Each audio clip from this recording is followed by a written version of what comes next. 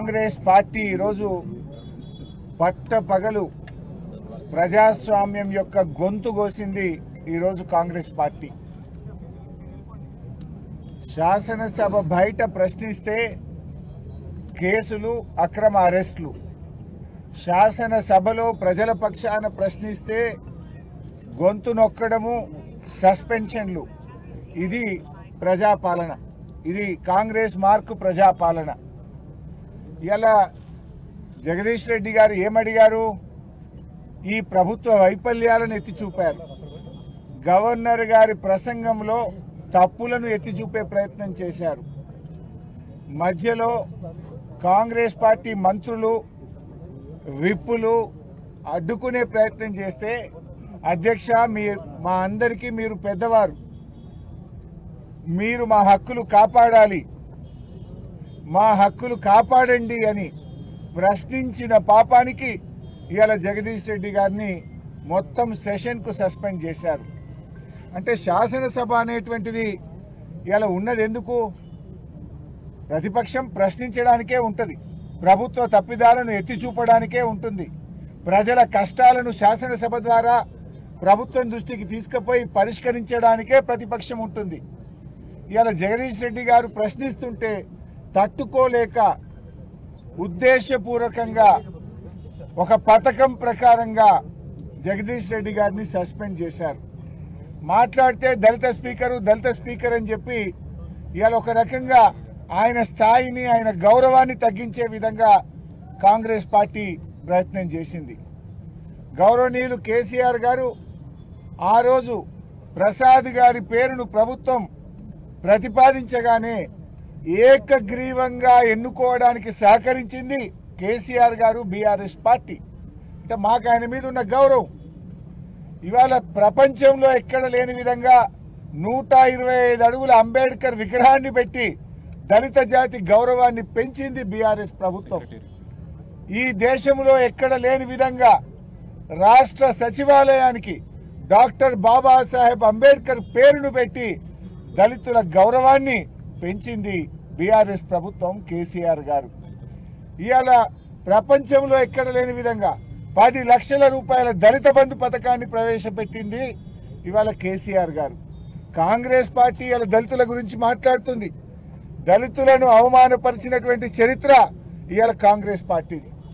ఇవాళ కాంగ్రెస్ పార్టీ దళిత్ కార్డును అడ్డం పెట్టుకొని రాజకీయం చేయాలని, ప్రతిపక్షం గొంతు నొక్కాలని ప్రయత్నం చేస్తూ ఉన్నారు. డాక్టర్ బాబాసాహెబ్ అంబేద్కర్ గారిని ఓడించినటువంటి చరిత్ర కాంగ్రెస్ పార్టీది. బాబు జగజీవన్ రామ్ గారిని అవమానిస్తే కాంగ్రెస్ పార్టీకి రాజీనామా చేసి ఆయన కొత్త పార్టీ పెట్టుకున్నటువంటిది కూడా ఈ దేశ ప్రజలందరికీ తెలుసు. ద్రౌపది ముర్ము గారిని అవమానించిన చరిత్ర కూడా కాంగ్రెస్ పార్టీదే. ద్రౌపది ముర్ము గారిని అధిరంజన్ చౌదరి గారు, ఒకసారి సోనియా గాంధీ గారు కూడా ద్రౌపది ముర్ము గారిని అవమానించిన విషయం ఈ దేశ ప్రజలందరికీ కూడా తెలుసు.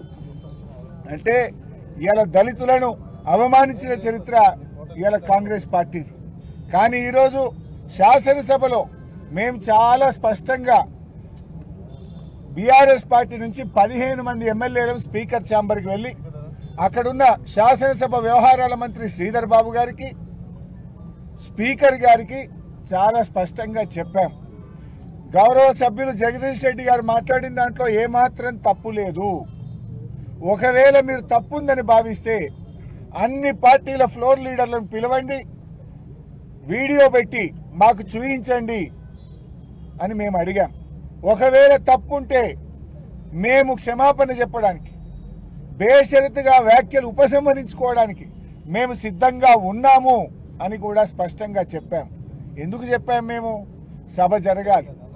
రాష్ట్రంలో రైతులు కష్టాల్లో ఉన్నారు, పంటలు ఎండిపోతా ఉన్నాయి, రైతులు ఆత్మహత్యలు చేసుకుంటున్నారు, విద్యార్థులు ఫీజు రియంబర్స్మెంట్ రాక ఇబ్బంది పడుతున్నారు, ఉద్యోగులు పెన్షన్దారులు ఇబ్బంది పడుతూ ఉన్నారు, అన్ని వర్గాల ప్రజలు కష్టాల్లో ఉన్నారు. ప్రజా సమస్యలపై చర్చ జరగాలని మేమే ఒక అడుగు ముందుకు వేసి చాలా స్పష్టంగా చెప్పాం.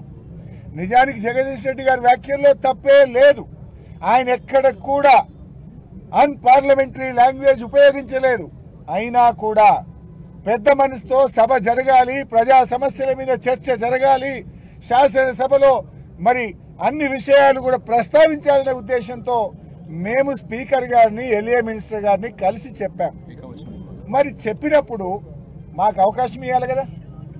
నిజంగా ఉరి తీసేటప్పుడు కూడా నీ చివరి కోరిక ఏందని అడుగుతారు.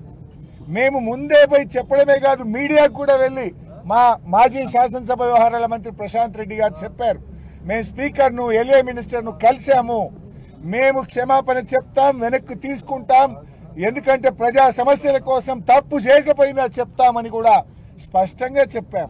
మీడియాకు చెప్పాం, ఎల్ఏ మినిస్టర్కి చెప్పాం, స్పీకర్ గారికి చెప్పాం. అంటే దీన్ని బట్టి ఏమర్థమవుతుంది?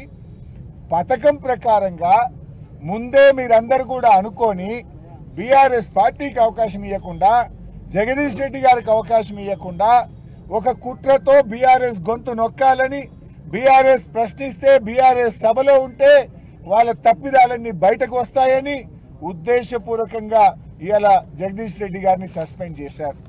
ఇవాళ ఆ సభలో వారు ఒక విషయాన్ని ప్రస్తావించారు. కౌలన్ షెట్గర్ పుస్తకంని తీసి సభలో మాట్లాడారు. వాళ్ళు చేసిన ఆరోపణ ఏంది? ఏకవచనం వాడారు అన్నారు. నిజానికి మా జగదీష్ అన్న ఏకవచనం వాడలే, మీ అన్నాడు తప్ప నువ్వు అనలే, నీ అనలే, మీ అన్నారు. మీరు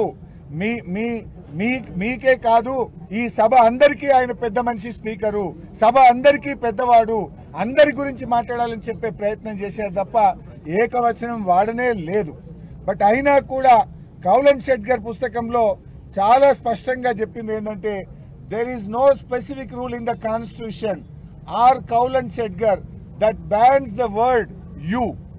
అంటే ఏకవచనం వాడని కాన్స్టిట్యూషన్ లో కానీ, కౌలన్ షెట్గర్ ఏదైతే మనం పార్లమెంట్లో, శాసనసభల్లో ప్రామాణికంగా తీసుకునే పుస్తకంలో ఎక్కడ కూడా ఆ పదాన్ని బ్యాన్ చేయలేదు అని చాలా స్పష్టంగా చెప్పారు. మేము ఏకవచనం వాడనే లేదు. ఒకవేళ మీరు ఆరోపిస్తున్నట్టు వాడినా దాని ప్రకారంగా కూడా అది కరెక్ట్ కాదు అని చెప్పి చాలా స్పష్టంగా ఇందులో చెప్పబడ్డది.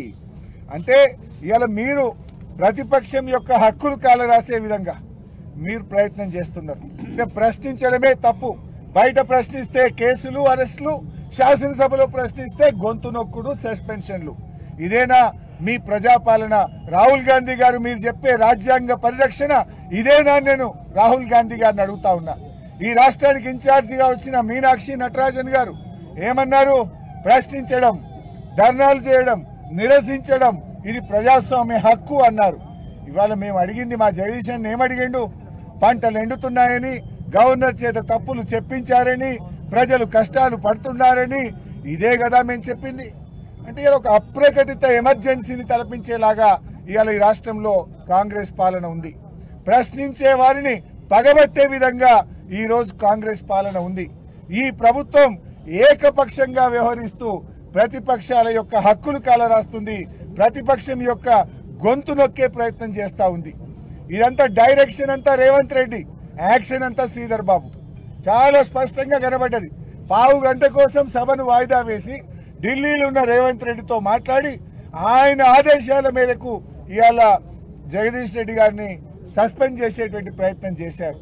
నేను అడుగుతా ఉన్నా, ఇదెక్కడి పద్ధతి?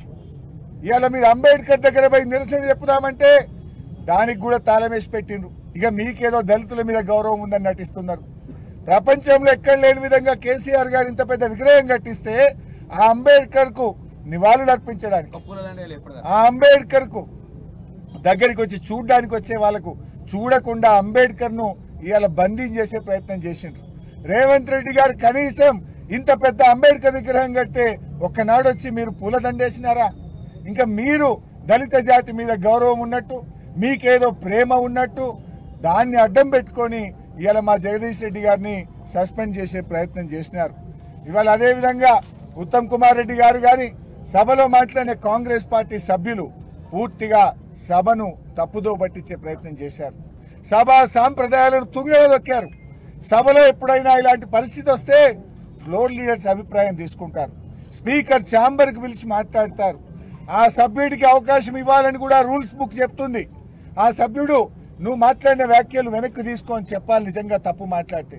సభ్యుడికి అవకాశం ఇవ్వకుండా ఫ్లోర్ లీడర్స్ అభిప్రాయం తీసుకోకుండా కనీసం చర్చించకుండా అయినా మేమే పెద్ద మనసుతో రాష్ట్రంలో ఉన్న ప్రజల యొక్క కష్టాలను సమస్యలను దృష్టిలో పెట్టుకొని ఒక అడుగు ముందుకు వేసి మేము మా వ్యాఖ్యలు ఉపసంహరించుకుంటాము, మేము హుందాగా ఈ సభ జరగడానికి సహకరిస్తామని చెప్తే మీరు ఒక పథకం ప్రకారంగా బీఆర్ఎస్ కు మైక్ ఇస్తే వాళ్ళు చెప్తారు గనక అప్పుడు సస్పెండ్ చేయడానికి అవకాశం ఉండదు గనక చెప్పడానికి అవకాశం ఇవ్వకుండా మైకు ఇవ్వకుండా ఓన్లీ కాంగ్రెస్ పార్టీ వాళ్ళని 4-5 మాట్లాడించి ఇదే సభ అభిప్రాయం అని ఇదే మూడ్ ఆఫ్ ద హౌస్ అని చెప్పి సభను తప్పుదో పట్టిస్తూ సభా సంప్రదాయాలను తుంగలో దొక్కుతూ ఈ రోజు ఏకపక్షంగా సస్పెండ్ చేశారు. ఇది ప్రజాస్వామ్యంలో చీకటి రోజు, శాసనసభ చరిత్రలో ఇట్స్ ఎ బ్లాక్ డే. దీన్ని తీవ్రంగా మేము ఖండిస్తూ నిరసిస్తున్నాం.